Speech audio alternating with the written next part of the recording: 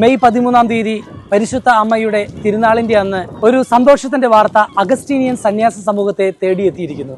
അതെന്താണെന്ന് നമുക്ക് father Jijo Peter Mullassery അച്ഛനോട് തന്നെ ചോദിക്കാം. ഇന്ന് അഗസ്റ്റീനിയൻ സഭയെ സംബന്ധിച്ച് വളരെ സന്തോഷകരമായിട്ടുള്ള ഒരു ദിവസമാണ്. ഞാനിപ്പോൾ നിൽക്കുന്നത് അഗസ്റ്റീനിയൻ സഭയുടെ ജനറലേറ്റിലാണ്. ഇവിടെ ഇന്നത്തെ ദിവസം പരിശുദ്ധ പിതാവ് ലിയോ 14 പാപ്പ അപ്രതീക്ഷിതമായിട്ട് ഞങ്ങളെ സന്ദർശിക്കുവാനായിട്ട് കടന്നു വരികയുണ്ടായി. ഇന്നത്തെ ഉച്ചക്കത്തെ സമയം, ഞാൻ ക്ലാസ്സിൽ പോകാനായിട്ട് ഒരുങ്ങുന്ന സമയത്താണ് പാപ്പയുടെ വരവ്. പാപ്പ ഞങ്ങളോടുകൂടെ ഇവിടെ പരിശുദ്ധ കുർബാന അർപ്പിക്കുകയും ഭക്ഷണത്തിന് അഗസ്റ്റീനിയൻ സഹോദരങ്ങളോടുകൂടെ ആയിരിക്കുകയും ചെയ്തു. വളരെ സന്തോഷം നിറഞ്ഞൊരു ദിവസമായിട്ട് ഈ പരിശുദ്ധ അമ്മയുടെ തിരുനാളിൽ ഒരു സമ്മാനമായിട്ട് കരുതുന്നു.